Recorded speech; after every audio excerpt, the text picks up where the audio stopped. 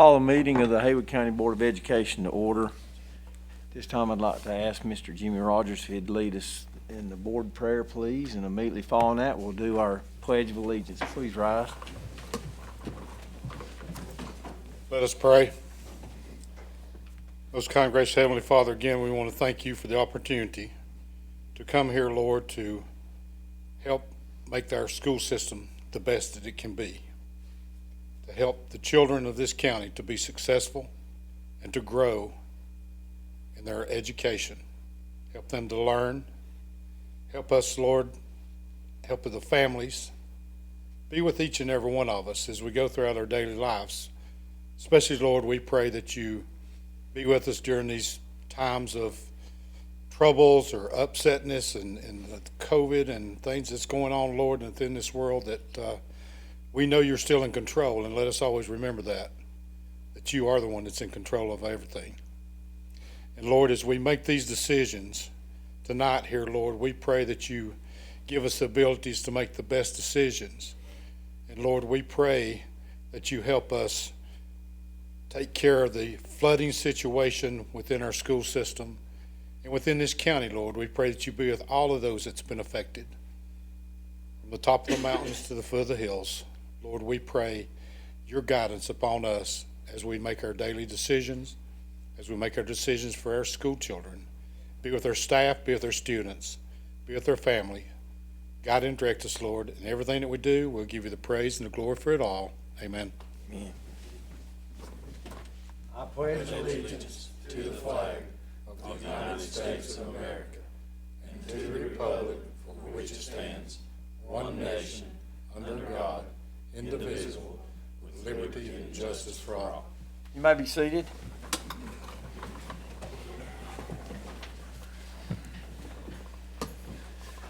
Only announcement that I have is that we'll have our regular board meeting in February on Tuesday instead of Monday.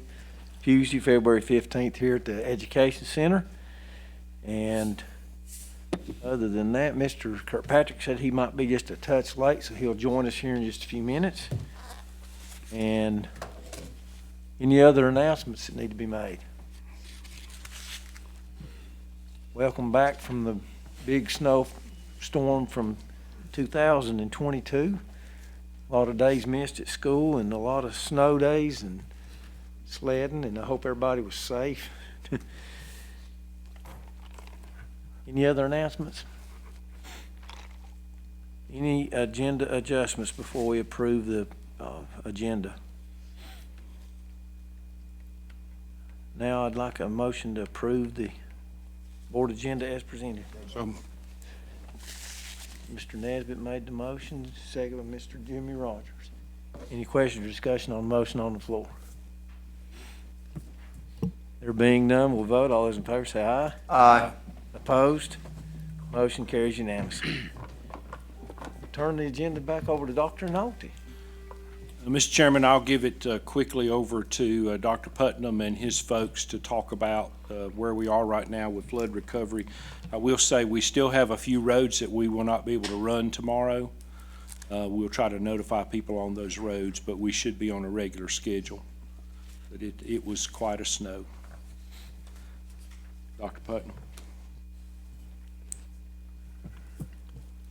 Mr. Chairman, members of the board, wanted to thank you first of all for having this meeting, and we wanted to bring you up full speed on the status of our tropical storm Fred recovery. That's kind of a tongue twister there, Fred recovery. I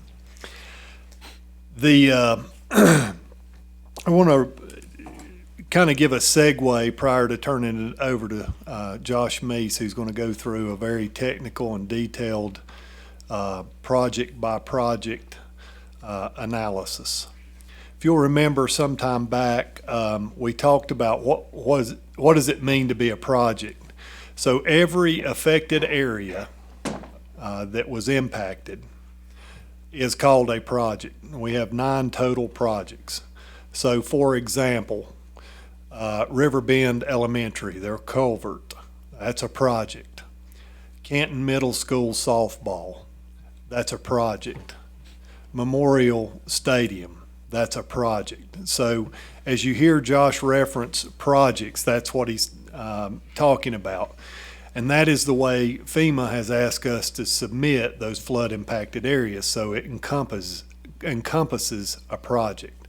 And then it also implies all the damage to that particular area or affected space. So he's going to go through the projects and lay that out, and then at the end, I'm going to come back on and answer any questions you have in association with Josh. And also, I would ask that you hold those questions, if you will, unless it's just a burning question, so he can make it completely through. Chances are he's going to answer the question you're about to ask if we can make it all the way to the end, and then we'll have a question and answer session at the end. Okay? All right, Josh? Mr. Chairman and Board, first thing I'd like to do is just say thank you to the Haywood County community. Since the evening of August 17th, when Tropical Storm Fred devastated Haywood County, it has been nonstop work for a lot of citizens of Haywood County. I'd like to say a special thank you to the organizations that have helped the school system by providing meals, help cleaning, and help in so many ways. And when the flood hit, those people from all over come. I just want to say thank you. I want to note that I've been very impressed with the support of the employees of multiple schools in the surrounding towns has given since day one of the flood. Their support and help to Canton, offering use of their facilities and hard work done has not gone unnoticed. I'll give a big shout out too to the town of Waynesville. They come down, brought their water trucks, and it was tremendous help. And I hadn't wrote that in here today, but I just want to tell them thank you too, because without them, we'd have never got the parking lots cleared. The maintenance department has worked countless hours during and after the storm to help wherever and whenever that were needed for various projects. I personally have had to focus a lot of time on the flood projects in order to ensure the money will be funded for Haywood County schools. My team, the maintenance department, has stepped up in so many ways to help the day-to-day work where I could concentrate on these flood projects. So without them, there's no way I could have got accomplished what I needed to do. I want to say thank you to the board, and I brought them with me. Ms. Debbie Jones, she's the FEMA coordinator that y'all let us hire. She's been a godsend. Geneva Frady, she also stepped into the maintenance administrative role in October, so both real new to the job, and they've done outstanding. So I want to personally thank Debbie and Geneva. I want to give a special thank you to Heidi Morgan, Harold Shepard, Brett Chappell, Clint Connard, Casey Crook, Ricky Warren, Josh Simmons, Wendy Rogers, Kim Jackson, and Allison Francis for the help in getting the model and serial number on many items that was destroyed during the flood. And I want to give a special thank you to the family of Steve Lefford. I just want you to know that he was an essential part of the submission of all the Canton Middle School damaged equipment and items. So for everything that was destroyed, we had to have a model, serial number, the sizes, for anything that was impacted in the flood. And if it hadn't been for all those people, we could have never got all this put into the portal in time. So it began on September 21st, just for a flood update. That was when we had the original FEMA call. That's what they called the registration meeting. So on September 21st, we had the FEMA registration call. On October the 5th, FEMA started their exploratory calls, and they began to continue weekly. So October the 5th, we have a call every Tuesday with FEMA. They tell us where we need to be, what we need to have done, if there's anything we need to add or change. Debbie's probably sending 25, 30 emails a day and 25, 30 messages back and forth between the insurance company and FEMA, because FEMA will only pay for certain items that's not covered by insurance. So that's how that works. On December the 3rd, we started site inspections, and we ended those on December the 13th. On December the 8th, we had a deadline. Every item had to be entered into the grant portal, and the grant portal is what FEMA uses to track all the items. So each item had to be in. Anything that was turned in after December the 8th, you cannot claim. So because of all the people that I called out before with the help and getting the numbers and getting the items to us, we was able to get it done actually probably about a day ahead of time. We got everything entered into the portal, and that's when they created the projects. So on the FEMA call on December the 14th, FEMA informed us that we would be taking a holiday break until after the first of the year. So they told us that week that they would not be back till after the first of the year. So there was a 2-week lapse there where not a lot of work was being done from FEMA end. So now I'm going to get into the projects and get into a little more technical term. These first few items that I'm going to speak of are notes because some of the projects are repetitive. We can go over them at the end and talk about them. But on January 7th, McGill, which is an engineering firm that is hired by the town of Canton to do flood mapping and permitting for the town of Canton, met with CD Engineering and the maintenance team to discuss next step. McGill, and this is on the project that we'll be talking about on the Canton Middle School softball field, the Pisgah High School football field, and the softball field at Pisgah High School. So McGill informed those at the meeting that a permit could not be given while much of the athletic facilities associated with the high school and middle schools are pre-firm constructed prior to 1977.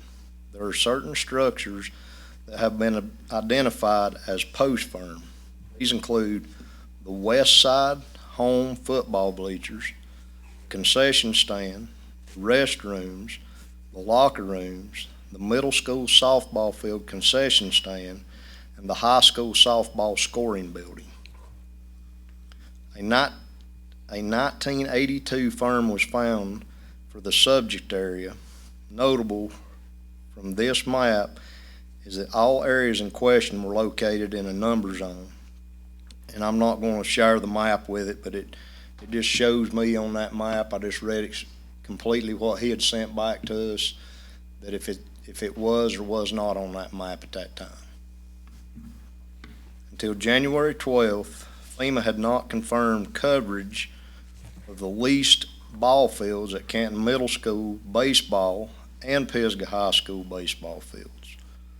Lack of this information put these projects on hold awaiting confirmation from FEMA. So at that time, because they was leased properties, we did not know if FEMA would cover them or not, because we don't own the properties. But now we have that resolved, and FEMA has, and I'll read it down as I go through each project. FEMA has said they will cover that. So the first project is Canton Middle School baseball field. And I know this is going to kind of be long, but I want you to understand, so just bear with me. The FEMA site inspection was done on November 10th. On January 12th, FEMA entered the cost into the portal that would be reimbursed of $103,002.11. And so at this time, Debbie has the authority at any time. She can hit that button.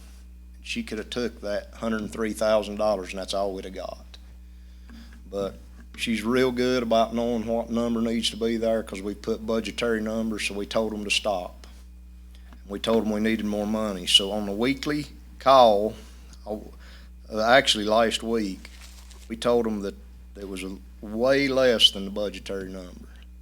So this morning when we come in, they now show that for the Canton Middle School baseball field, we will get $1,319,982. CDC was contacted the week of January 12th to begin the plans to place this field out for bids. Permitting at this field will be through Haywood County. No flood mapping will be required for this field due to the location being in floodplain. CDC should have the contract delivered to Haywood County Schools by the end of the week. So we hadn't done anything on that field because we didn't know if Fema was gonna pay for it, and we wasn't gonna waste the money to have an engineer look at it. But now that we know they were contacted, so we can begin work as soon as they come back on that Canton Middle School baseball field. That's project number one. Project number two was the Canton Middle School softball field. FEMA site inspection was done on November 9th. On January the 12th, FEMA entered the cost into the portal that would be reimbursed of $64,000. We also made them aware that that was not enough to cover that cost. So as of this morning, they had put $95,000 to cover the cost of Canton Middle School softball field. These designs were complete and ready for Haywood County Schools Board to review for the bidding process. But at this time, we're at a standstill until flood mapping and a no-rise study can be determined the status of the facility. Okay, number three, FEMA site inspection. This is at Meadowbrook. Was done on December the 13th. On January 24th, FEMA entered the amount of $3,000 in the portal that would be reimbursed. On last week's call, they had not put any of this in here at that time. So when we have the call tomorrow, I'm gonna tell them that's not gonna be close. It needs to be around $20,000. So right now, we don't have a confirmed answer at Meadowbrook. It's just in there for $3,000. It was put in there this morning. Project number four is Pisgah's baseball field. FEMA site inspection was done on it on November the 8th. On January 12th, FEMA entered the cost of the portal that would be reimbursed for $131,635.83. Again, we told them that wasn't enough. We told them what budgetary numbers come out. So this morning, it's been changed to $1,319,982. CDC, again, has begun to work on this, and we should have no trouble getting a permit to where we can start working on the baseball field. Pisgah football field. Site inspections was done on the 8th and 9th of November. On January 12th, the cost in the portal was put in at $1,230,513.23. We told them again this was not enough. So this morning, they've updated the cost to $2,256,945. CDC began work on the design of the field just a few weeks after the flood. This design was complete and ready for Haywood County Schools to review for bidding. However, at this time, we are at a standstill until flood mapping and no-rise study can be determined for the status of this facility. Okay, now number six, the Pisgah softball field. FEMA site inspection was done on November the 8th and 9th. On January the 12th, FEMA entered the cost into the portal that we would be reimbursed $261,587. Again, we told them this was not enough to cover the cost. This morning, it's been updated to $846,666. We're also on this same field, we're having to wait on the no-rise study. Riverbend culvert. Had a culvert washout down at Riverbend. That project is already complete, and they funded us $25,530.29. We done that under an emergency replacement because there's a sewer line run through it, so they've done cut us. The check will be sent to us this week, but everything's already signed off on. The work's been completed. Tuscola High School field, there were no damages to the field. What equipment was damaged was covered 100% by insurance. Tuscola High School Athletic Department has been given purchase, they can go ahead and purchase those items. Central Haywood High School, the FEMA site inspection was done on November 3rd. During the site inspection, it was discussed with FEMA and Haywood County School State Representative for a relocation of the facility. It's Dr. Putnam gave the authorization to proceed with the relocation process. This process is going to require bids on restoring in kind, mitigation, and replacement and relocation of the facilities. PFA architects are managing this process as we go forward. And so that's the 9 items. To date right now, we have $5,867,105.92 that FEMA has agreed to pay up to this point.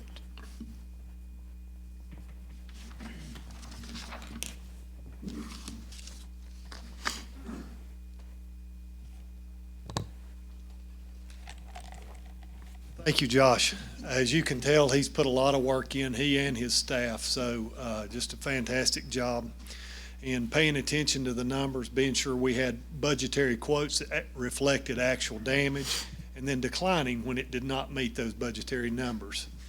I've said it in board meetings and building and grounds on multiple occasions, we have to follow the process. The goal of tonight's meeting is to determine a way forward here. What I've said repeatedly, that if we follow the process, the money will come. And sure enough, the money has come. Literally, that money is sitting in the grant portal, waiting for us to accept it or access it. So it's not funny money or pretend money. It's sitting there ready to be accessed by us. Main purpose, though, in tonight is deciding what to do on those properties named out of compliance. So I'm going to start with a no-rise study. If I offend you in explaining something you already know, I know we're live streaming, so maybe it helps the public as well. But basically, there's some steps in obtaining or trying to receive a flood permit. The first and easiest way to be able to repair or replace is to go through a no-rise study. That's the most expedited way you can go about it. And basically, it's just like it sounds. You're going to determine through a study that the water does not rise as a result of the structures in its way, okay?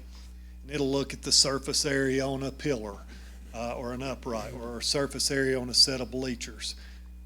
And they will analyze that and determine how much, if any, the water would rise. I can tell you that a preliminary look by a civil engineer who worked for FILP, I believe that's correct, would indicate, and FILP, that's the National Federation for Flood Mapping. He's done a good bit of work, and the preliminary look at that tells us that a no-rise situation is futile, simply because there's lots of structures there.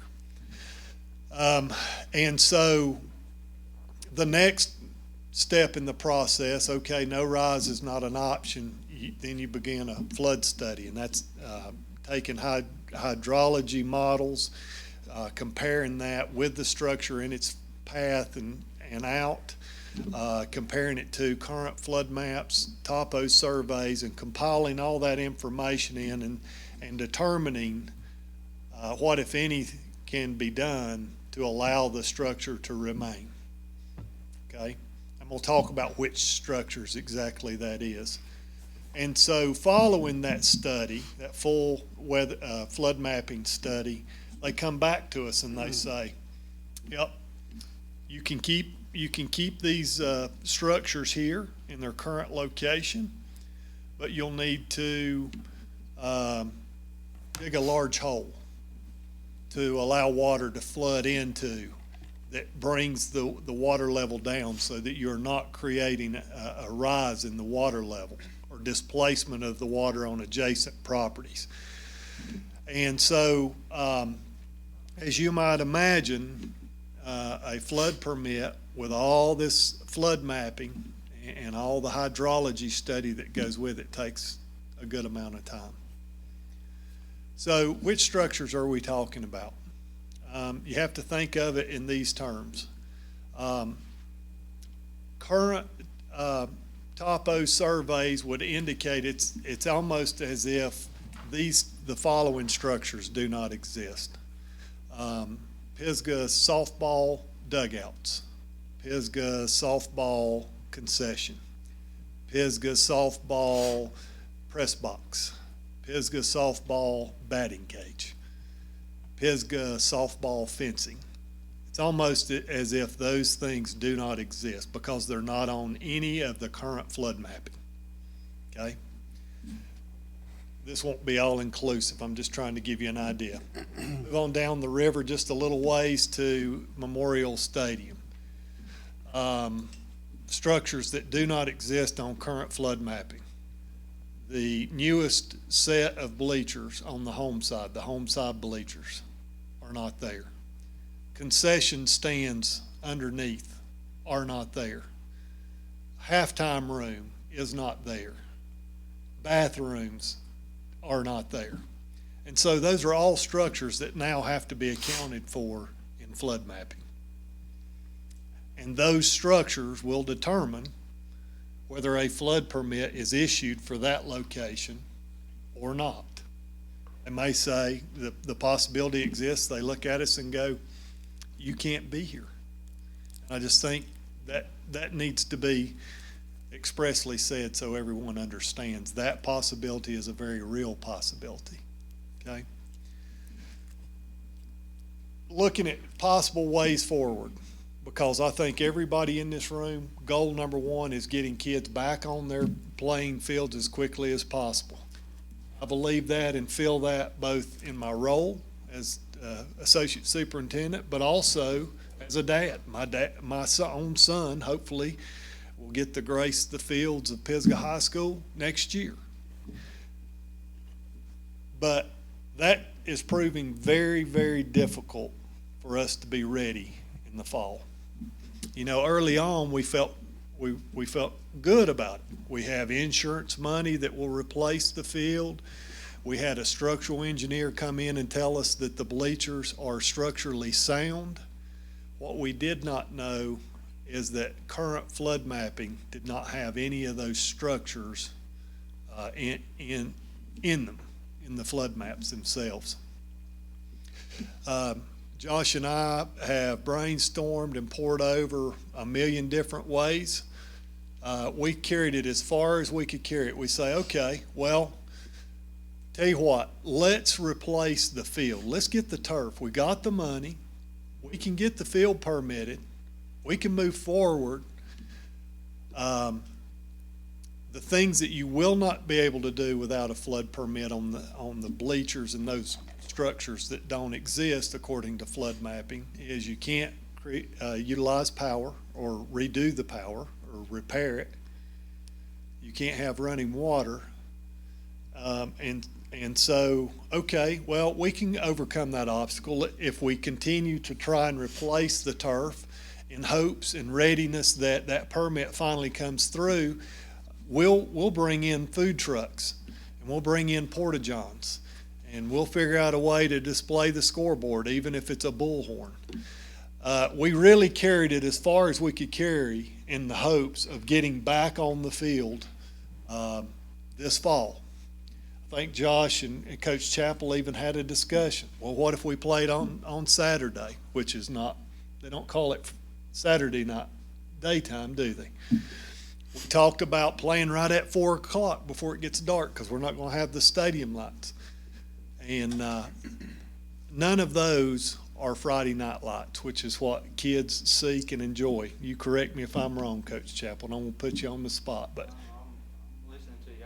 I'm the same way that Dr. Putnam is.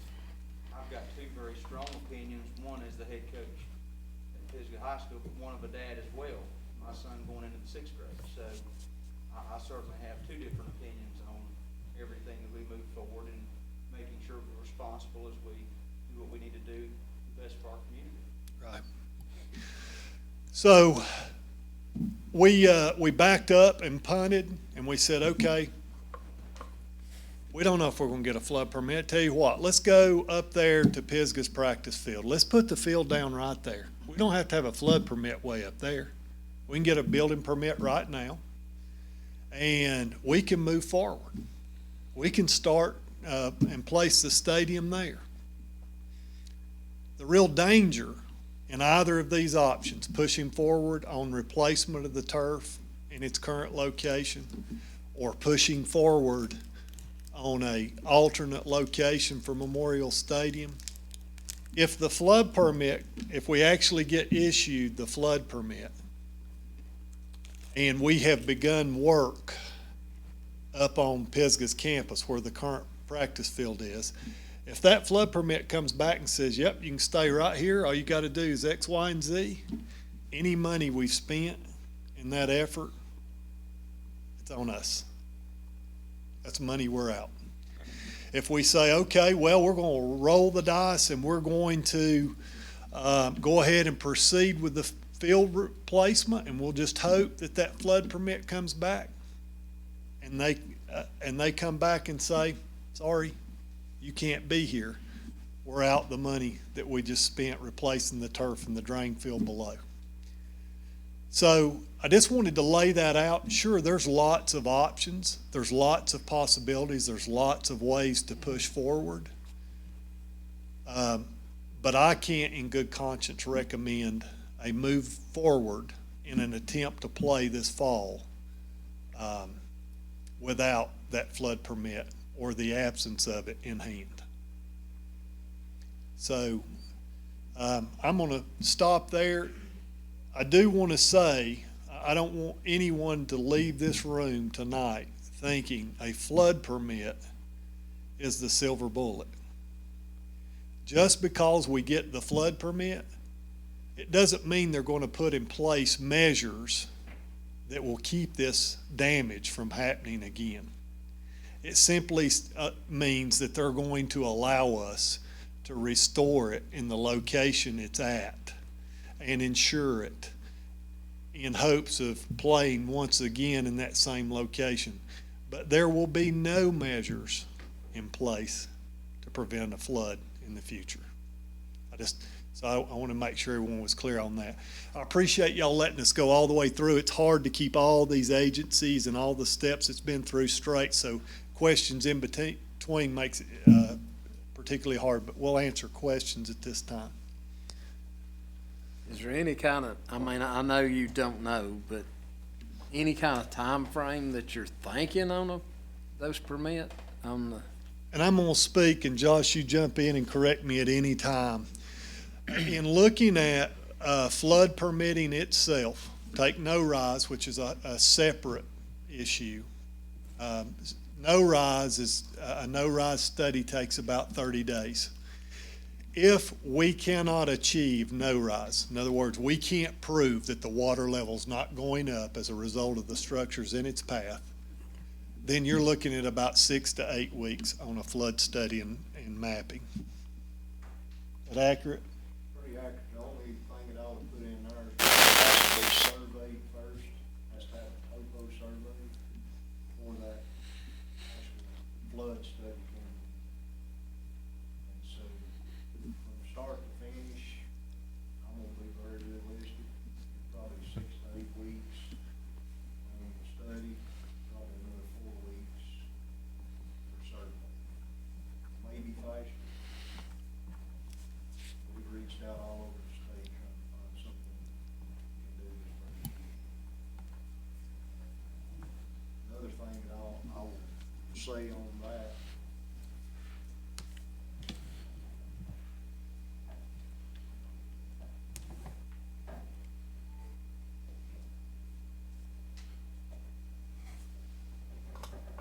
I'll just go up there.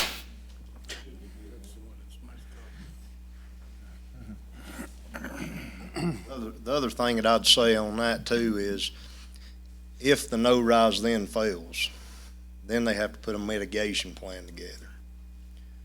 So if they come in and we see that it is going to cause a no-rise, then they'll have to come back and put a mitigation plan on what would happen what would have to be took out or what would have to be cut down, if they cut trees, if they dug ditches, dug ponds. We've heard lots of different scenarios that there's ways to mitigate it.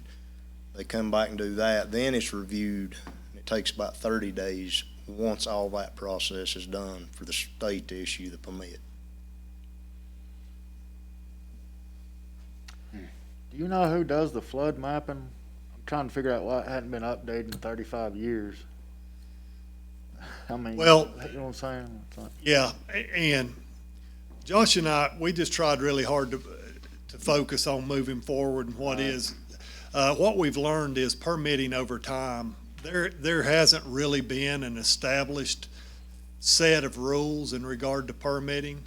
For example, at one time, the municipalities, they issued permits. And at one point in time, the county issued permits. And at one time, it was believed that schools were exempt from permits. So for whatever reason, you know, a permit did not occur, does not exist, but it's really no one's fault. It's just there has not been a set procedure for permitting over time, saying definitely in the last decade. We have one now. I think in 2014, the county took over permitting. And so if you wish to complete a building project, the county now, you will go to the county. But that has not always been the case. Okay, I got you. Good question. Thank you. Who pays for all these permits and these studies? Are we having to pay for all the studies up front, and then does it get reimbursed to us, or is FEMA paying for any of it, or? So in order to get paid by FEMA, and we've asked those questions, as long as we go through the procurement process, we possibly could get reimbursed. I do have a price on having a survey and to have a permit done. We're looking in the neighborhood of somewhere between $9,000 and $15,000. That's just at the football field. We should be reimbursed by FEMA, but I do not have the correct answer for that at this time. Just because we're really, FEMA don't work that way. You kind of have to have the actual budgetary price or number price, and we've just this week obtained that, what that price would be. Thank you. What's the date of the current flood mapping? Current flood map? I think it's 2004. Yeah, that's what I was gonna say, 2004. Is that after the '04 floods or before? It's my understanding that was after the '04 After the floods. '04 floods when they redid it, okay. But they didn't have the stadium and stuff, huh? Again, I understand. Yeah, I think it really kind of goes back to permitting. Had there been an established procedure there for Right. permits, then maybe you do show on the topo survey or the current flood maps. But there was, I rumored at that time, and again, I wasn't there, y'all weren't there, we don't know the conditions. What I can tell you invariably is it has changed over time. And so I believe, it was believed at that time maybe schools were exempt from permitting. Gotcha. Process for the world stands, is that the same for Pigeon softball field and the middle school softball field? All this no rise and No rise flood permitting is required for Canton Middle softball, Memorial Stadium, Pisgah Memorial Stadium, Pisgah softball field. Those three locations. On upriver, the baseball for Pisgah and the baseball for Canton Middle, we are able to obtain a permit there. The difference in the two is one's in the floodway, which is the Pisgah Memorial Stadium, Pisgah softball field, the Canton Middle School softball field. The Pisgah baseball field and the Canton Middle School baseball field are in the floodplain. So it's an encroachment in the floodway permit, more or less, is what we're having to obtain. Help me understand something, because maybe I'm confusing myself. If the current flood mapping was done in 2004, regardless of permitting, if the current flood mapping was done in 2004, explain to me how those bleachers aren't in it. No permit was obtained to be reflected on current flood mapping. But the flood mapping was done. We just renewed it, and what they did, they just didn't include, because the former one didn't have the bleachers, so they just didn't include them in the new floodplain mapping. So We we've didn't got, follow them over and say, oh, so the- y'all got bleachers. Is that- so Haywood County Schools, specifically Pisgah and Canton Middle, have to pay the price for inconsistent bureaucracy.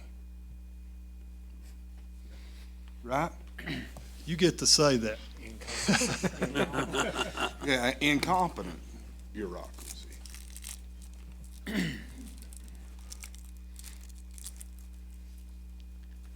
That, that is the problem.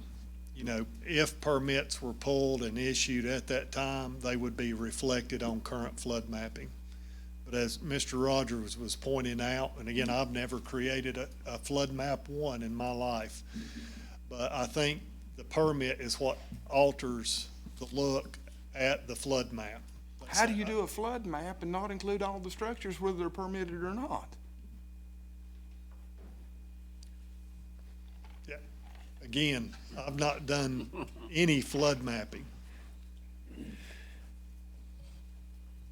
They probably didn't physically look at it. They looked on the piece of paper on the map that they had previously. Well, tell them to go back to that piece of paper and let them look again. Tell them, show that picture. Yeah, get a vivid picture. That stadium was already there. I mean, this edge is right up on the edge of ridiculous. I'm not fussing at you. Right. Flood mapping should have nothing to do with permitting. So we just overlook any structures that are built that are not permitted, they're not flooded to the floodplain, and because they're not flooded to the floodplain or the floodway, they can't cause a rise. Come on, lawyer, help me out here. I'll speak to that just a second. If it was built after 1976, before the structure was built, it should have had a flood permit. If it had the flood permit, it would be on the flood map. Okay, so any structure built after 1976 would have had a flood permit. Same way we went and put the light poles in down at the Pisgah. Well, those structures were built in Canton 1984, 84, 85, so they would have had to have a flood permit. so they should have been mapped. But you've got to remember also what Dr. Putnam said. At one time, a school system did not have to have permits to build things because they was exempt. Hear me out. Regardless Regardless, it of should- exemption, it it should should- be on the flood map. It should be on the flood map, but So how's that our problem? it's not our problem. Yeah, it is. It's not our problem. We're then, sitting here but trying it's to our figure out how to problem. get It's- things back to some kind of normal. And the barrier's coming from incompetence. You're talking about government. Well, they go together. But what we've got to do now is just go by what we But have. what Josh just said is the point. And maybe I'm confusing myself. Anybody but Stephen can correct me. Keep yours being you to yourself. They wouldn't have drawn that structure on the flood map. All they're doing is coming back in and looking at the But you just said different it ways. had to be permitted Should have been. if it was after if it had been 1986. It should have been. Yes. 1985 when it was built. Unless you was If it had been exempt. permitted. And they should be noted that we were It would be exempt, but noted. it should still say that there's a structure It there. should still be on there. It would have, but on the flood map, all they are doing is taking and drawing the actual floodway in of how the river's changed over that time. So if it had been permitted and it was on that map, that structure was on that map, then it would be on there. Well, don't you think they'd include anything that would cause a rise? No, not without the permit, because So they the don't know what's floodway being can't be built. right. They're not actually coming down there drawing it, they're doing it off computers and analyzing it, is the way it was explained to us. So when you issue Well, I'm sure they had a story. that permit, that's how they do it. All right, I'll let that go for a little while. I may circle back to it. You always make it interesting. Circle back. So talking about the insurance money, are we getting enough from insurance to cover football field? Not entirely. So the really good thing about artificial turf is that it is insurable. Sure. So it will be insured.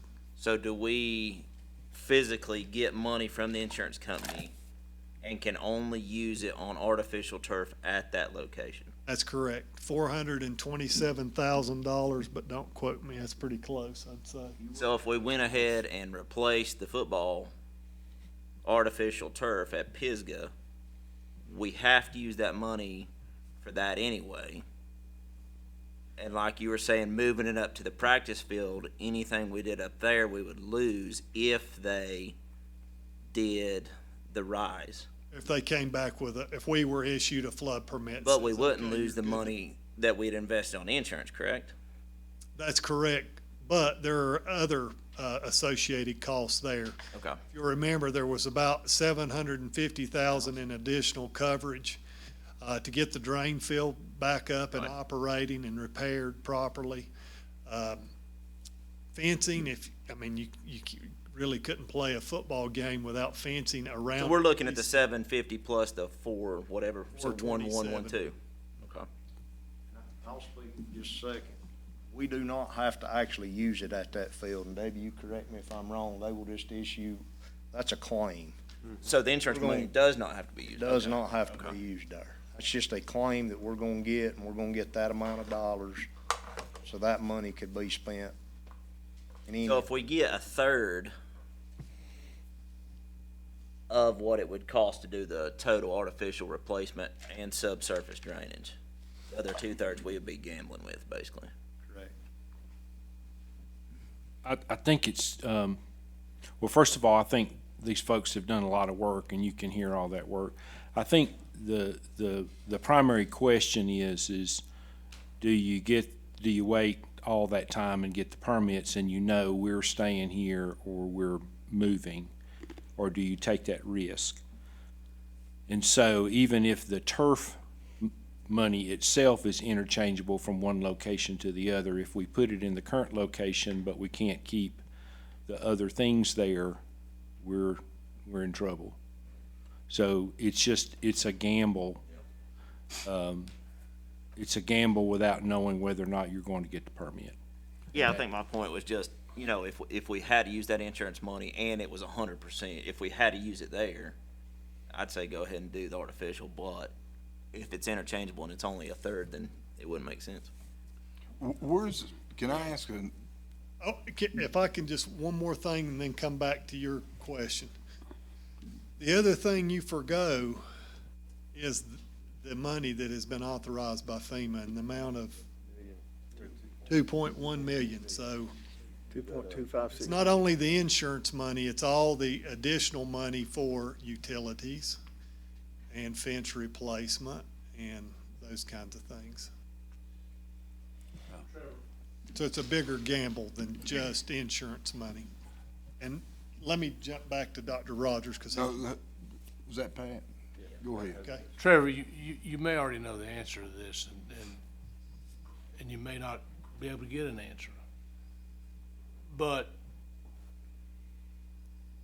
has anyone talked to anyone in their legal department or anyone along the process about, because I'm just saying, let's assume that we go through the permitting process, and the process comes back and says, no, you can't go here. have you seen anything about an appeal process or a waiver process that says, look, this problem was caused because these buildings were built here when it was inconsistent as to the permits, and therefore, for lack of a better term, grandfathered in. Do you understand that it's gonna cost us twice the amount of money, and you twice the amount of money, if we were to relocate these fields up onto Pisgah?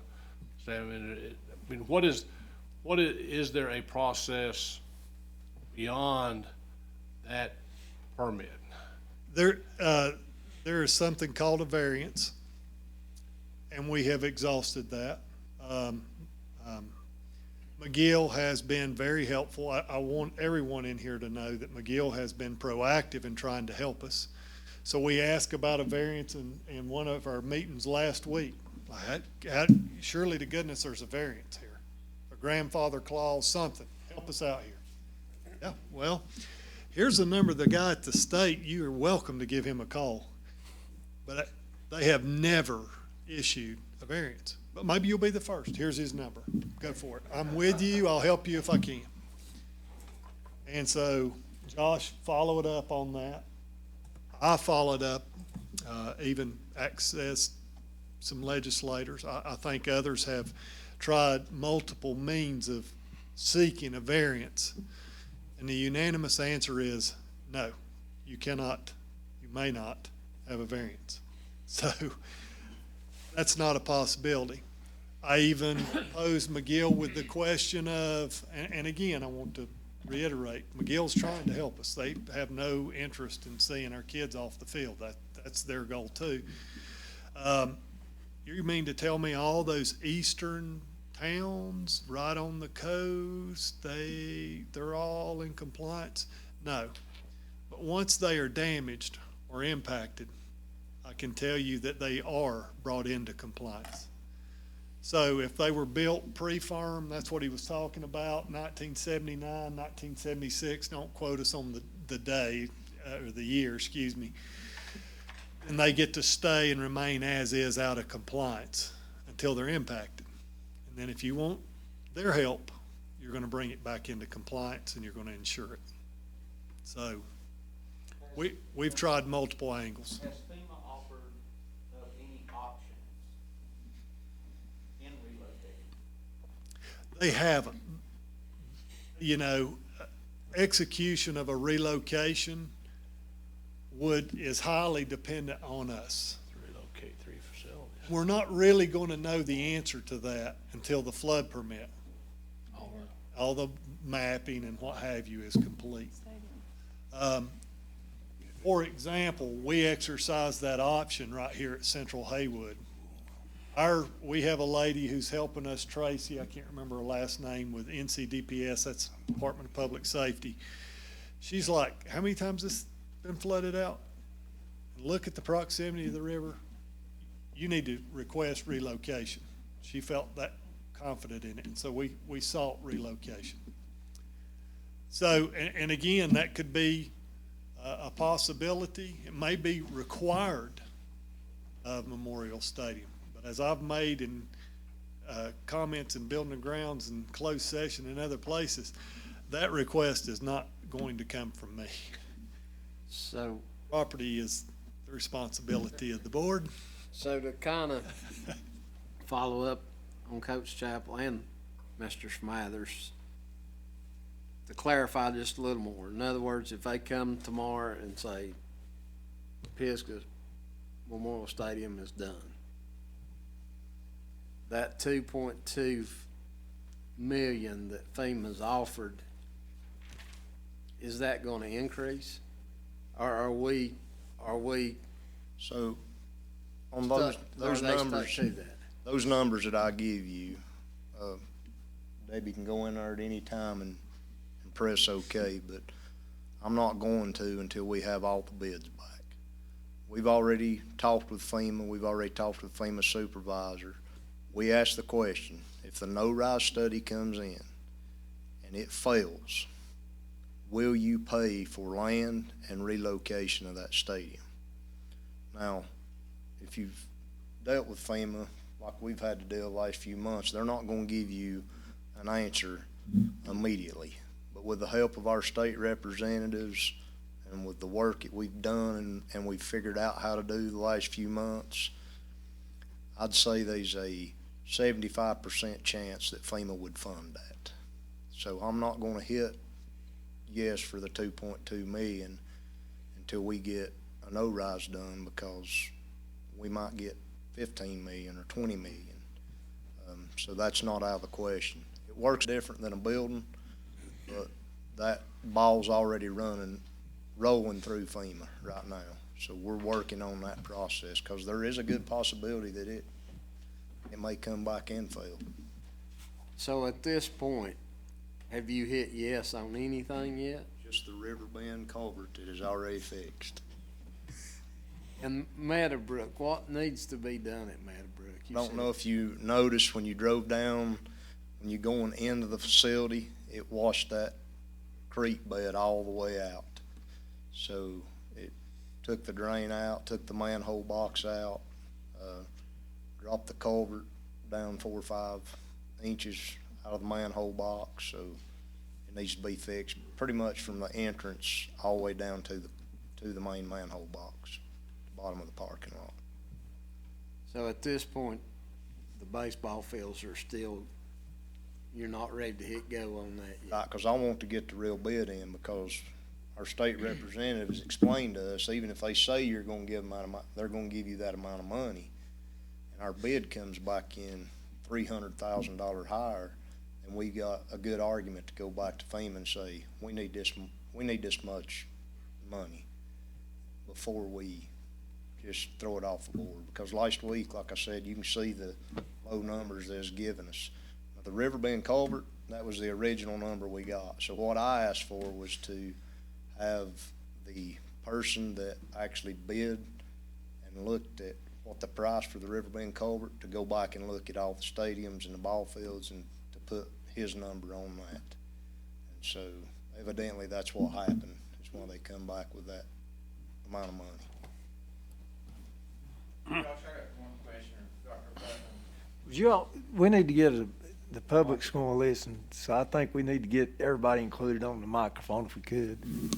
Please. Thanks, Clint. Mr. Carter. Just kind of listening, I know there's 2 studies that's going to happen. One is the no rise, and I think I would love to see the stadium at least try to exhaust these permits to see if we could even get them. And even if the no rise defaults, is there still a flood study option that we can explore after the rise? You know, the one thing I would say is I just feel like the stadium, the Memorial Stadium, is a linchpin to the community. I would caution, if we get the permitting, I'm sure that would restrict us to add buildings in the future, seeing that it is in a floodway. And then the other thing, if the softball field falls in that same compliance to get that flood permitting, would it be smart to move the softball field away, maybe to that flood zone next to the baseball fields, so she could add structures or we could add things in the future? But I do feel like if there's any way possible to maintain the stadium where it's at, I think we should exhaust every opportunity to do so, even if that means moving or reducing concession stands, stacking halftime rooms on top of each other to reduce the rise. I feel like the stadium's such a linchpin move. That brings me to one of my questions, Pat. Has Memorial Field ever been declared or become part of the historical registry? You're getting ready to celebrate 100 years. I don't know if it's been classified as a historical facility, but that could certainly be sought. I mean, based on some of the things about that stadium.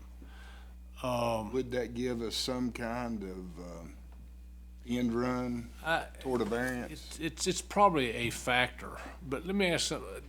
Does the floodway where Memorial State, where the bleachers are, and working on the no rise, does that get as high as where the Penland Street is. I mean, if some things could be moved up onto Penland Street, for example, ticket booth, concession stand, the one concession stand by the old structure, can that be moved up to that level in some way? And Yeah. that would seem a whole, it seems to me there ought to be a way that we could get a no-rise permit by, if we took the ticket booths and the concession stand and maybe some of the fencing and put it up on the level of Penland Street in some way. Again, I don't know what the engineering specs are, but Yeah, and that's the kind of work that the civil engineer has to complete. The very things you're looking at, what are the possibilities?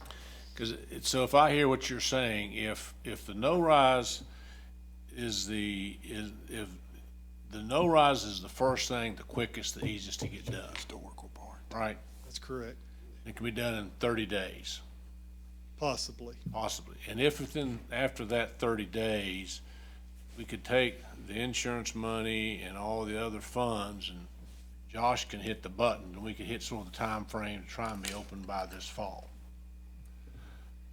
If not, if we can't get the no-rise, then we're going to have to go into the flood permit, and that's got all the problems of we lose a lot of money either way. Either we don't get the mitigation and we just lose out there the money we spent, or we go up. It just seems to me that we ought to get with whoever's doing the no-rise and say, look, we're willing to move some of these things up to Penland Street, or maybe put the concession stand, or somehow do something, raise it up on piers, or do something behind the stadium. I mean, Josh talks with the person completing that work daily, almost, if not weekly. And we've offered all those, cutting down trees, impact the no-rise. did he give any hope at all, or did he give any suggestions like that might work or might not work? Or this is, He's not overly optimistic. Piers, if you build a building, piers. Is there any way to raise the field up as well? Can't bring dirt into a floodway. but do you know, is Penland Street in the floodway, or is it just in the? Well, there are, again, we have talked about all of those considerations. We've talked about berms, can't do that. Can't bring dirt into a floodway. We've talked about relocation of concession stands. We offer ideas to them, but at the end of the day, it's not our expertise, and it will not be us that issues a permit based on that work. It'll come from the engineer, but we do offer those. All good points and all good thoughts, if not daily, weekly. And It just seems to me that if we could identify somebody on the list of people that do that and get them, and say, let's focus on the no-rise, so we should have an answer in 30 days. Is that right? You won't have an answer in 30 days, because you gotta do survey first. Okay. Then it'd take 30 days to do a no-rise and for them to review it. Then they're gonna have to do what you're talking about right now. We're gonna have to start doing mitigation, looking at moving concession stands, if concession stands can be moved. Then when you start doing that, then you've got to pull permits on all those items. And so I wanna be very clear and very honest with the board and with the public, and ain't nobody wants this done any quicker than me. This is my whole life for the past few months. And my dad played on that field. I played on that field. My boys played on that field. I love to watch all these kids play on that field. And I'd do anything to have it back up by fall. But it's just like me and Patrick Bradshaw had a discussion this morning.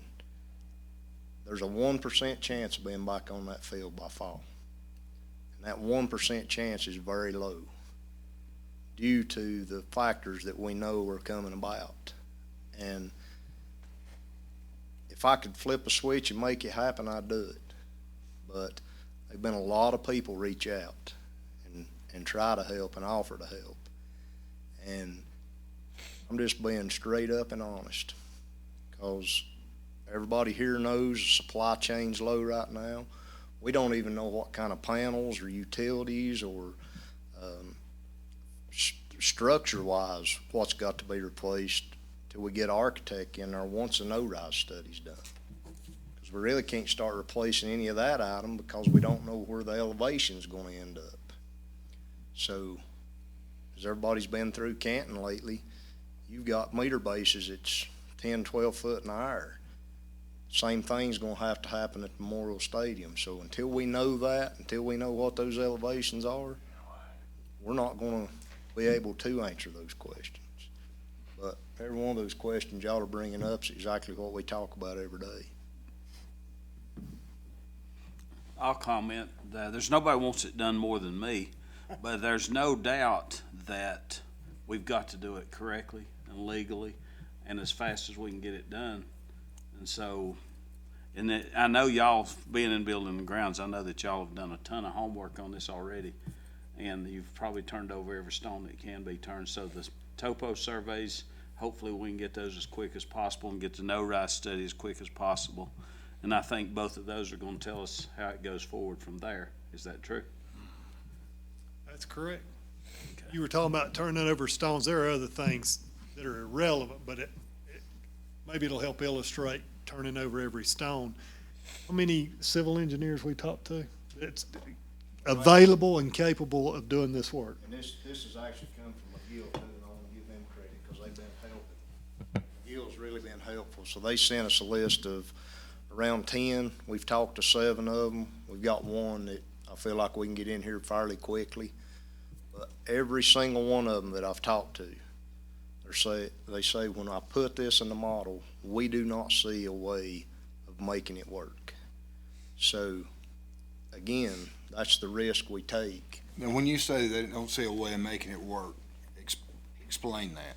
They don't see a way of taking the no-rise and without putting a lot of money and really start moving dirt, digging. I've even had a couple of them mention digging ponds out, whatever the square inches, and I'm not gonna act like I know how to do a no-rise because I don't, but however the square inches and the height that is impacting that rise has to be took out somewhere on that piece of property. Now, it can be done with trees to a certain extent. It can be done by moving a building, just like Pat said. It can be done in multiple ways, but we're not gonna know until they actually do the study. But every one of them that we've talked to, they are not giving us high hopes on it at all. So there's not a good chance that you get a no-rise. There's not a good chance. That you're not saying even after mitigation, there's not a good chance of it getting no-rise or getting permitted. Getting permitted. I thought that if we get a no-rise, then we can get it permitted. The no-rise has to be completely showing there's no rise. Right. So if it don't show a rise, then they have to start doing mitigation. Right. Which is where you're talking about moving concession stands or digging out dirt or things of that nature. What they're saying is when they take that said piece of property that it's sitting on and they look at the items that has not been permitted in the past, when they put that on their model before they go to doing the topos, that they do not see it passing. We've even emailed a couple. Keep in mind, it's not on the map now. So if you add it back in on the map, guaranteed it's gonna make the water rise. Let me just be real specific, and because it's always the lawyer's fault, so I'm going to just ask the question right out front. Based on what y'all are saying, what I'm being told is whether we get a no-rise or an approved no-rise, which would be probably mitigation, then the permit process, it sounds to me that we're not gonna be playing on Memorial Stadium this fall. And ladies softball's not gonna be playing this fall, and Canton Middle School softball's not gonna be playing. Can probably get something in the baseball fields. Is that about that pretty well sum it up? Unless we run the risk of gambling a couple of $1 million, sounds like. That's correct. That's correct. And, again, if this work were already complete, we'd be having a different conversation. If the work was already complete, we wouldn't be telling you 6 to 8 weeks on a flood study. We wouldn't be telling you 4 weeks on a survey. We wouldn't be telling you 4 weeks on a topo survey. That work would already be complete, and it is not. And it's going to take time. So, what do we, the board, need to do for you as the person over this tonight to get a ball rolling in whatever direction you need it done? Do you need money to do the study? What do you need? What I really would like for y'all to determine tonight, are we going to wait on the permit to begin any and all work? With the understanding that that permit may or may not come. Mr. Kirkpatrick, you probably remember earlier in finance, we did establish some spending lines, and we know that we may not get reimbursed for all of those. We will need to get reimbursed from some of that, but we really won't know unless we have a permit. And if we have a permit, that'll send us in one direction. If we don't have a permit, it'll go in another direction. So I don't know that we need approval for spending tonight because we have some lines set up. We just, are we gonna get the permit? And I'm being redundant here intentionally or not. Well, as long as you have the money right now to do whatever you need, then this board will discuss what you just asked us, which I believe I'm with Mr. Connor there and Pat and everybody else. We need the football field where it's at now. And yes, I would love for the softball field, the Pisgah softball field, to be where it's at. Now, the baseball field, Canton Middle and the baseball field, we've got another issue there, which we've talked in building and grounds, which we'll talk about that later. But I feel like the community would be in support to having both of those in the same spot. But now if they come back and you don't get the permit, that's not on this board. That's not on you. That is who does not give us the permit. So that would be the state. But I feel like if that's the way that you want to go, is to wait on the permit, which I feel like that's what we need to do. Because either way, permit or no permit, we're still not going to play in the fall. That's what you're saying, a 1% chance. That's correct. So you're not playing. So you might as well. Well, unless we proceed with that plan that Josh and I discussed, which honestly it's a risky plan, but I just wanted y'all to have that information on the off chance that you wish to go that route, so that we're not holding y'all up from your goal for recovery. Use the insurance money, replace the turf, replace the drain field, put it out for, that work we don't have to put out for bid because we'll still have to put it out for bid, and proceed with the replacement of that turf with the understanding you're not going to have power. Get to use it. You're not going to have water in all likeliness. And you may or may not have just spent $1 million plus at a location that's no longer authorized for use. Problem with that is you're gambling with somebody else's money. Well, Yes. It's a taxpayer money, whether it's insurance source or whatever, it belongs to taxpayers, and I just don't feel comfortable gambling with somebody else's money. Now, if somebody wants to donate $2.5 million for us to gamble with, I mean, that's what's on the table for me. For me to support it, I would have to see, somebody willing to stake that money out, because, I mean, it's not our money to do that with, in my opinion. I don't think we would be I don't think there's any way we should proceed without the authorized permits and the proper permitting, because we're dealing with that right now because of the past, even though it wasn't our fault. So, and there's just no way that I could support moving forward without permitting and getting everything legal. Let me ask two questions. Indulge me for two questions. That's two. Only get to, no, I'm just kidding. To circle back. Prior to 1976, are you telling me there wasn't no visitor side bleachers at that stadium? There are, those are there and they are accounted for. Well, they should provide to offset some rise from what is being proposed. They would have impacted rise. They will, and that will be all done during the study. They were wooden bleachers. We've got pictures of them. We've got dimensions. All right. They will help some. All right. And those have all been accounted for, and every engineer that's looked at this already has looked at that. So. Hold on, I got two now. The second one's got three parts. Subcategories. Yeah. Mr. Connor, you've heard everything we've heard. Tell me how you feel. Hold it.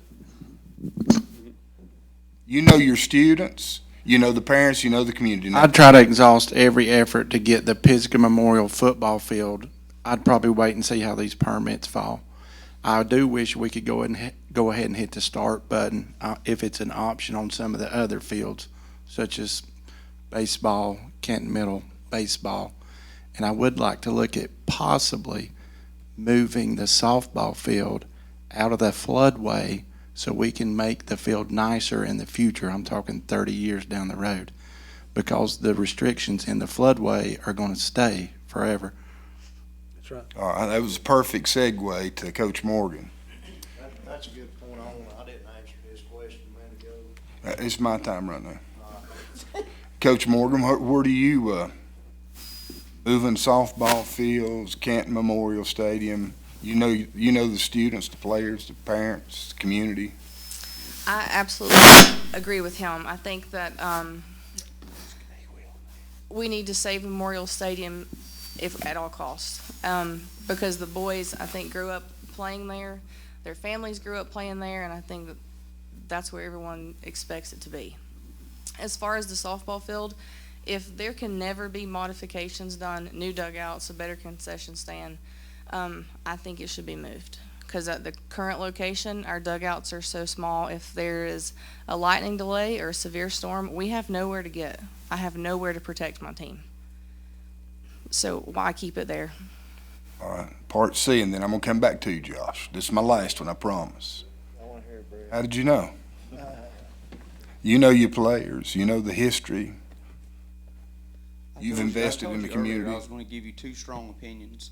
One is the head coach. And for that one to be able to speak on our seniors, the ones that are coming back, obviously trying to get back into that stadium as quick as we can, whether it be middle of the season, whenever it may be.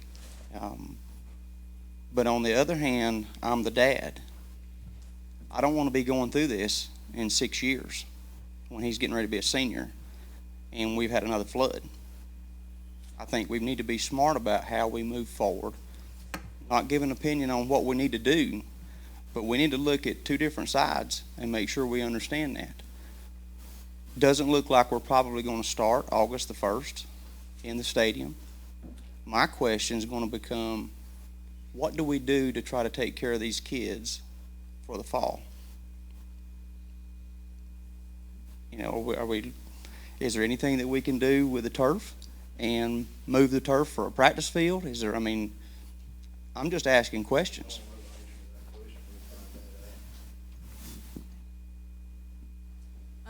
Not only do we need to consider our football team, but we also have other programs that are impacted by this. Middle school football, middle school soccer, men's and women's soccer. All of those programs are strongly impacted by this. So those are things that we need to consider also about, with moving forward for the stadium. Our band programs are impacted. So we have a tremendous amount of students who have lost their home, so to speak, and I think that they would appreciate, a plan moving forward so that they knew. Mr. Connor asked a question a minute ago about the softball stadium, and Heidi pointed it out when we were down walking with Patrick the first time we went down to look, and it is a safety concern. And so when we were looking at that, we were looking to use some money to expand that. Whenever I had Patrick draw plans out, I was gonna have him do an alternate bid. We were just gonna see what it would cost. Well, that's what we found out. Now, we cannot add buildings or facilities in that floodway. So they're absolutely right when they're talking about that. So any building in that area, we will not be able to add another building or anything. Would moving the softball field help in the RISE plan for the stadium, Memorial Stadium? It possibly could, but I don't want to Could answer we like that dig question. a big hole there where the field is to take some of the water? I'm not sure. I will say that's an old landfill, so I kindly doubt it. Okay. That old Just a softball thought. field's old, part of an old Champion landfill, I believe. Okay, Yeah. talking about the old bleachers, that are concrete now, right? So, I was thinking that's a pretty big footprint. If we consider taking those out and putting in like a metal bleachers, that would be a lot smaller footprint, because you wouldn't have, it wouldn't be taking, definitely wouldn't be taking up as much space, so I don't know. Yeah, another great idea. We have talked with the designers. To your idea right there, we've provided them the idea of placing the bleachers down about where the bus parking lot is for Canton Middle right now, capturing the street and moving the home side bleachers forward to get it out of the floodway. Because again, this is how tight it is or close it is. We can get a permit for the field. We cannot get a permit for the bleachers or the concessions or the halftime room. That's how tight it is. So we've constantly put ideas in their head. We've talked about eliminating the street, and I'm sorry I can't call it, I guess it's Black Bear Drive all the way down, eliminating it and eliminating that bridge, because there's really no need for a through road there. You have access off of Substation. Let's see, what's the one on up? Help me here, Clint. Pisgah Drive, where you go on to the backside of the river. I'm sorry, I'm horrible with road names. Where you exit. Either way, you don't need the road that goes to Heidi's softball field, nor do you need that bridge right there. Can you create a no-rise situation out of that?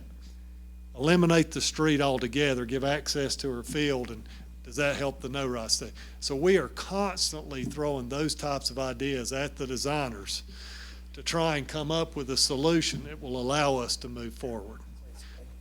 But at the end of the day, we're not well qualified to do that work. All we can do is throw ideas at them.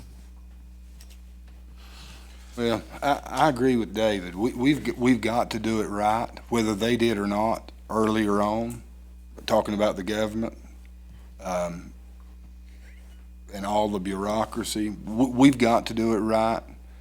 I think what I'm hearing everybody say is, at all costs, we'd like to see Memorial Field stay right where it is.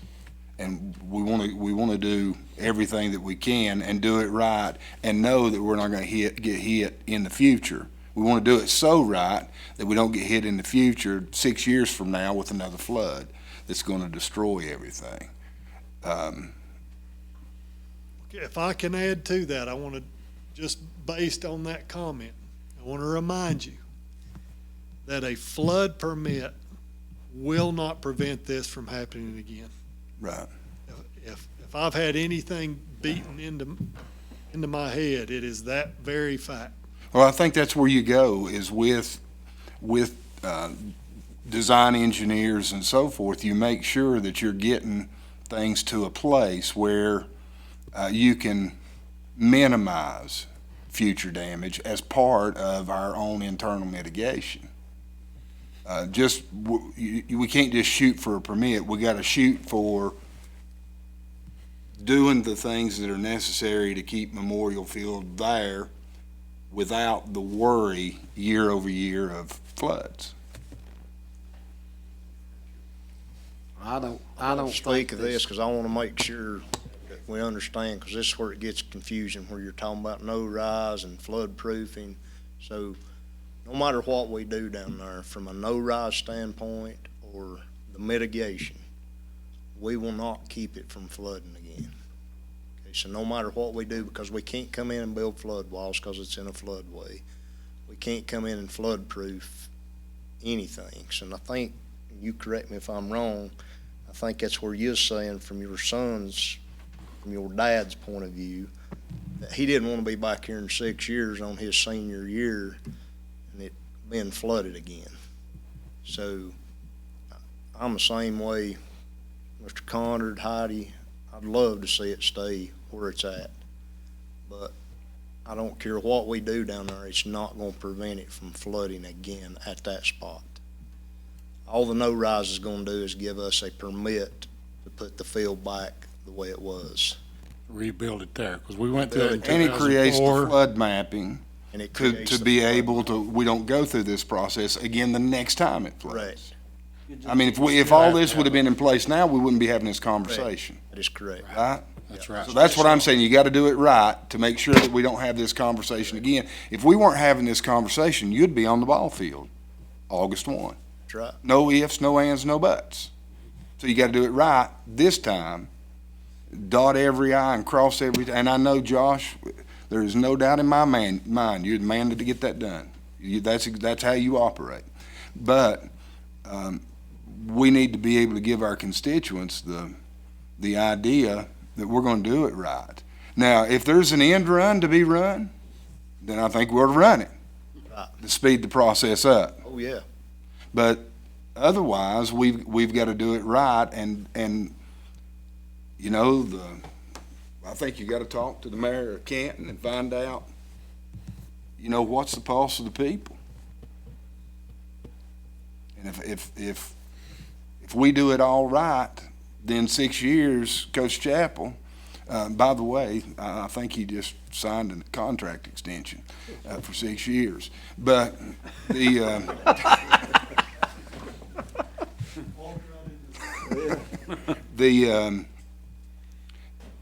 we've got to make sure that when we face this again, because the likelihood of having another flood is probably going to happen. You know, these 100-year floods are now every 20 years, it looks like. So we don't want to go through this process again.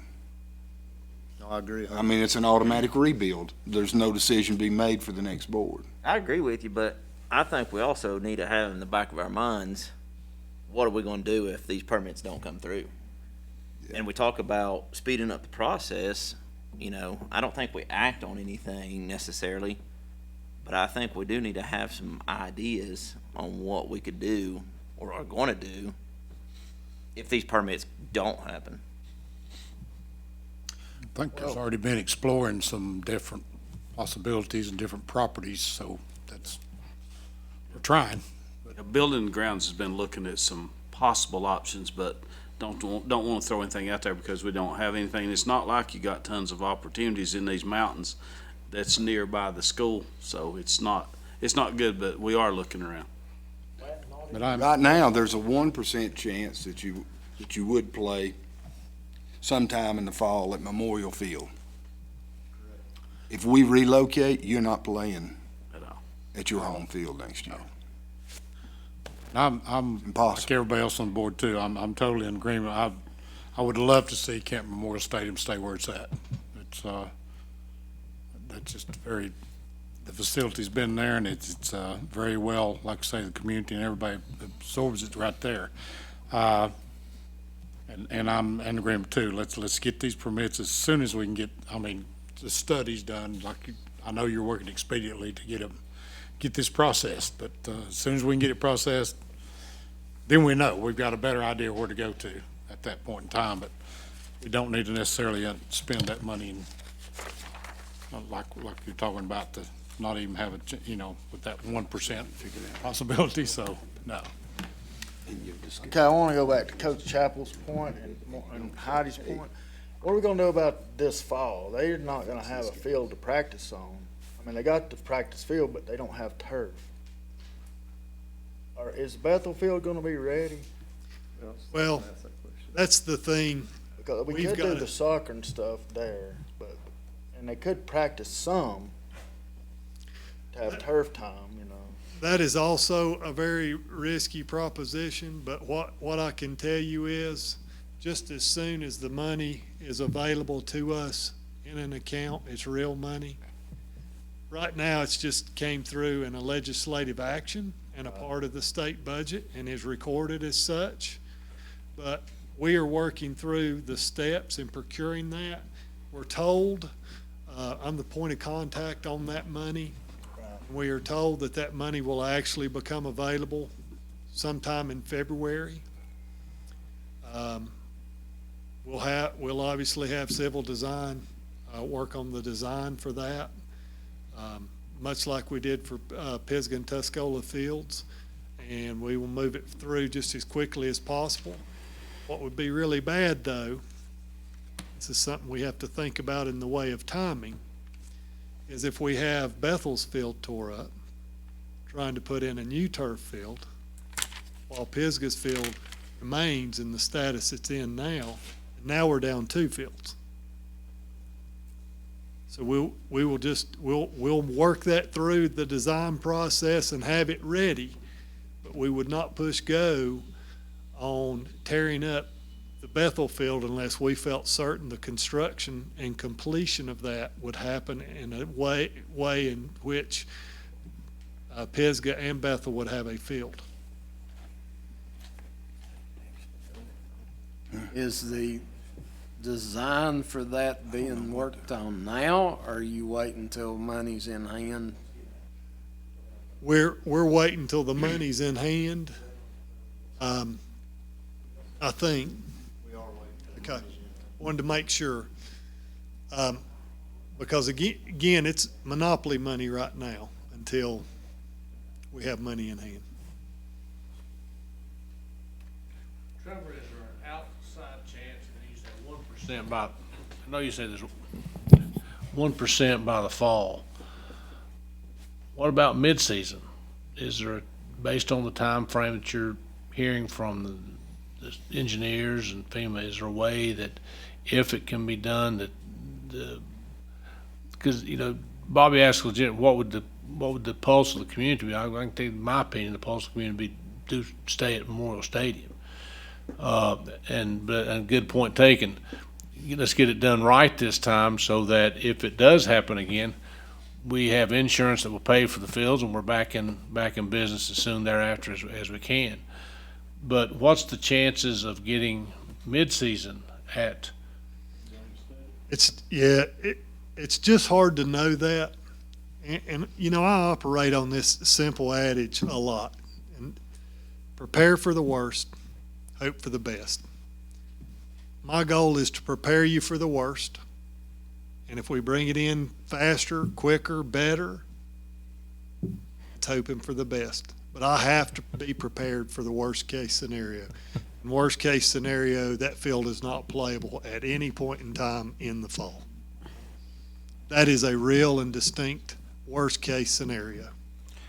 I think just to support what Dr. Putnam's saying, in our work, we are constantly asked questions about, well, when are you going to do this with the new state budget, and when are you going to do that with the new state budget, and how's that new law going to impact us? And in many instances, the law's not even been passed yet. The descriptions for fulfilling the law haven't been written, and the money hasn't been deposited in the bank. So the typical answer, this is set aside from what we're talking about right here, but we get this all the time, tell us what's going to happen. And we really don't know what's going to happen here until we do the studies and know if we have a permit or if we don't have a permit. Then we'll be able to read all that and go, okay, we have a couple clear paths, this one or that one. So that's frustrating, but unfortunately, we deal with that a lot. Not on this scale, not on the scale of something as important to the community as Memorial Stadium, but I think we're just not going to know until the studies are done and we know that we have a permit or that we don't. And then I think then we'll have a much better idea of which path we can go and how quickly it can be accomplished. Does Clint want to, I was getting ready to make a motion, but. Just Just a simple statement. I know that there's 5 projects that are located in a floodway or flood zone, whether it be 100-year or 500-year. I think everybody in the community really loves the idea of Memorial Stadium being in town. And I think if we did this process correct, and we could, let's say if it did come another flood, we could rebuild it back quicker and more efficiently than it is now. The thing I would consider is the other 4 projects. The baseball field for Canton Middle and Pisgah is currently in either a 500 or 100-year plain. It got flooded. The Canton Middle softball field that resides beside Memorial Stadium is in a floodway. Heidi's field is in a floodway.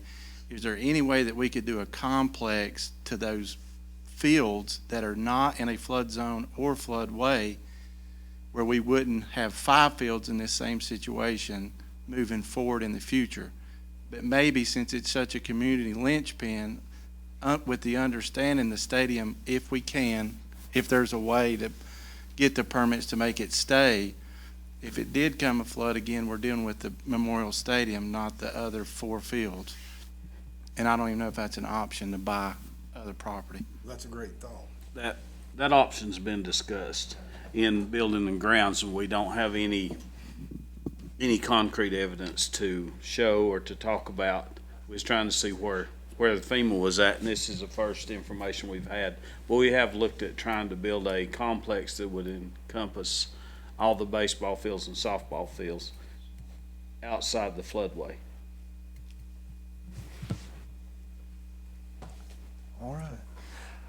At this time, I'd like to make a motion for you to pursue any permits needed to expedite the repairs or rebuilding of any of the flood damaged fields, while also looking at any alternatives for other locations or alternatives that may be necessary if the permits do not come through as we would like them to.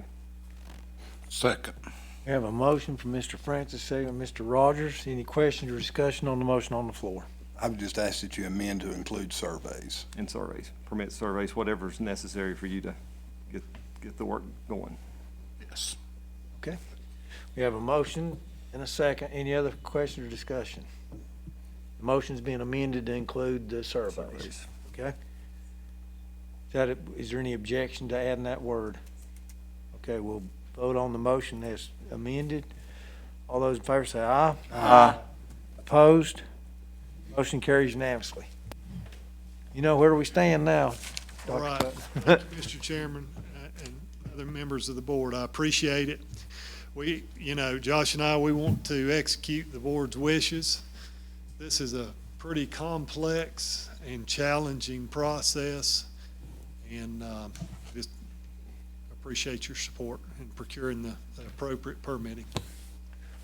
All right. Any other announcements or anything? I have 2 announcements. Okay. Before we go to closed session. All right. And again, board, thank you for once again making tough decisions, but doing it the right way. You've done a lot of that in the last couple years, 2 or 3 years. Thank you for your leadership there. Just a couple of announcements. I announce either in board meetings or work sessions research that has been approved. I have some research from a fellow working on his doctorate from Liberty University that is about teacher retention. It's a pretty benign survey. It's in terms of volatility, it's not very volatile, it's optional. And if teachers or administrators want to participate, they're simply filling out some surveys or participating in some interviews. And I have copies of all that, if any of you want to look at it individually. So I have one other person who's going to meet with me tomorrow, and I'll get back with you on that one. And then this one you may have already seen in communication from Dr. Putnam or Mr. Hines or from Public Health, but we understand that the COVID-19 testing site for the county has been established. I talked to Sarah Henderson the other day. They still don't have abundant testing, but they do have free testing available. They seem to be open Wednesday through Sunday, and we will continue our conversations with them about quarantines and what we can do with those as we move forward. So just those two announcements, and then a few things that I do not anticipate would require your action in closed session. Okay, what we'll do is we'll adjourn from here, but we will go into closed session, so I'll need a motion to go into Can closed I ask session. a question, Dr. Sure. Nolte, before we do? Dr. Nolte, I'll say this for the record. Haywood County Schools nor this board institute or manipulate quarantine that's set by public health, by the Haywood County Health Department. Have they made mention of moving to the 5+5 model that pretty much everybody around us is in? I have talked to, and we had some very small group meetings, and I have talked to Ms. Henderson and Dr. Jabin since then, and I think they're willing to make some adjustments. I think we just need to continue to talk to them. I don't want to speak for them. The only concern right now is the number of current cases, but I do feel like, again, don't want to speak for them, but they have indicated a desire to move to a shorter quarantine period. And we just need to keep talking to them about that so we can all be on the same page when that happens. Thank you. I would like to suggest and recommend and ask them to, I know that Ms. Henderson had told us the last time that she wanted to basically see how it went everywhere else first and before she tried it. But I would like to see if we could expedite getting to that, to keep people, staff and students, from being out of school as long when sometimes it's not necessary. We'll continue to have those conversations with them. I agree. Make a motion that we go into closed session. Mr. Rogers made a motion to go into closed session. Do I hear a second? Second. Mr. Clark, any question or discussion on the motion on the floor? There being none, we'll vote. All those in favor say aye. Aye. Opposed? We're adjourning into closed session.